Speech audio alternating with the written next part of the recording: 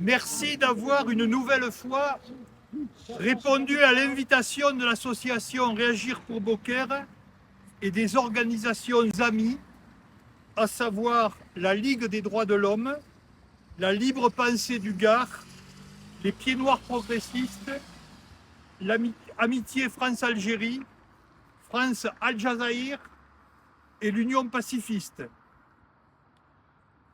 Avec également les excuses de Bernard Deschamps, ancien conseiller général, qui aurait aimé être parmi nous ce soir, mais qui avait d'autres obligations. Sont également excusés Didier Faller, André Pietri et Paul Jalat. 63 ans déjà. Voilà 63 ans que furent signés les accords d'Évian, le 18 mars 1962, et dont la première conséquence tangible fut le cessez-le-feu instauré le lendemain 19 mars, qui mettait fin à l'un des plus sinistres épisodes de notre histoire, que certains s'évertuaient à nommer pudiquement et cyniquement les événements d'Algérie, pour mieux dissimuler les horreurs de cette guerre interminable et effroyable. Interminable et effroyable parce qu'elle plonge ses racines dans l'abomination des débuts de la colonisation. Dès le XIXe siècle, lorsque le général Bugeaud et ses troupes firent œuvre de génocide en enfermant des milliers de civils dans des grottes, préalablement enfumées par des feux de broussailles et dont on bouchait soigneusement les issues. Certains historiens estiment à 100 000 les victimes de pareille barbarie. Et moins de 2 siècles plus tard, dans la patrie de Bugeaud, c'est-à-dire la nôtre, rappeler pareille vérité continue à déplaire et à mériter censure. C'est ce que vient d'éprouver le journaliste Jean-Michel Apathy, écarté de son poste. Comme le chantait Béard, le premier qui dit la vérité, il doit être exécuté.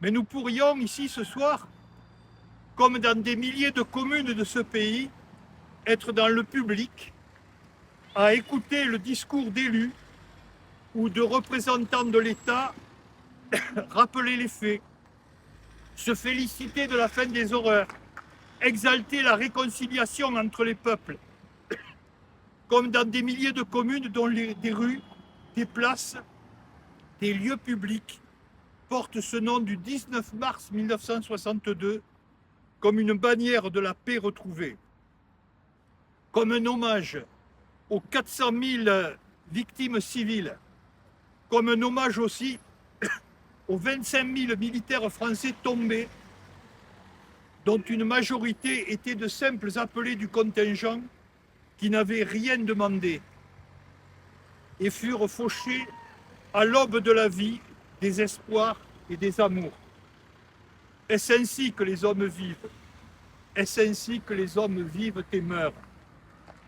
Mais à toutes ces victimes, à tous ceux qui revinrent de là-bas mutilés à jamais dans leur esprit, par tout ce qu'ils avaient vu, vécu, obligés de commettre, ici, à Beaucaire, on refuse de rendre hommage.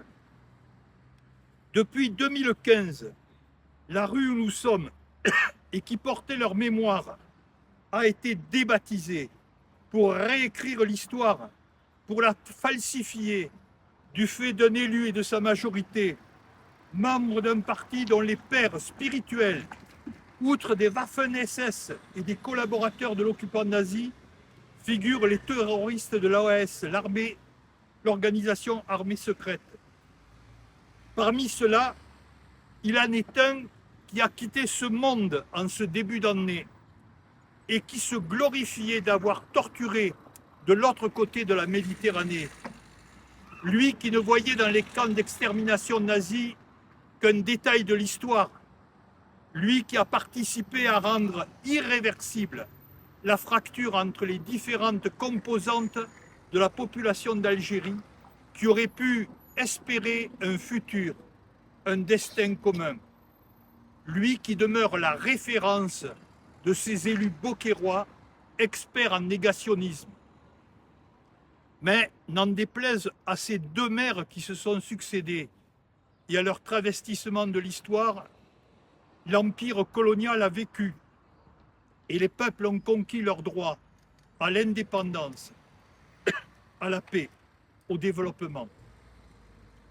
Cependant, il y a 63 ans, par ces accords déviants, par ce cessez-le-feu en Algérie, on pensait que ça n'était fini des soubresauts de la colonisation.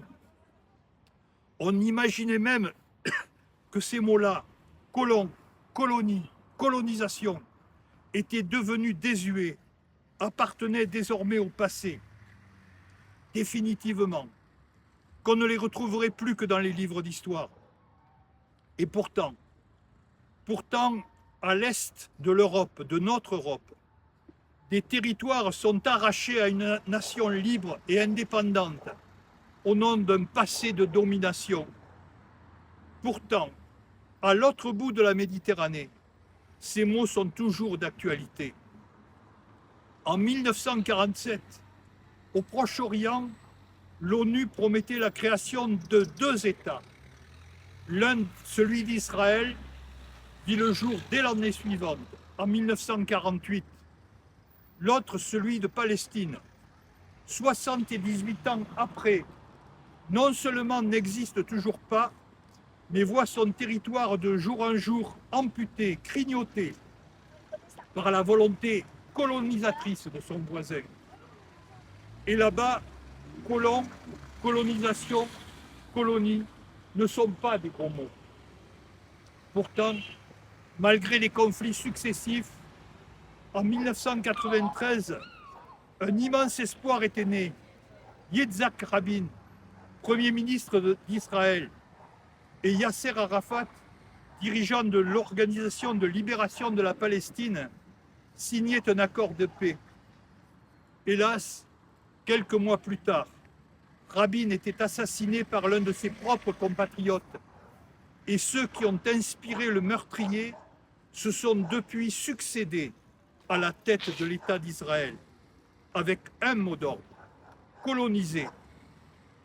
Coloniser ce qui devait constituer l'État de Palestine afin de rendre définitivement impossible la concrétisation de cet espoir.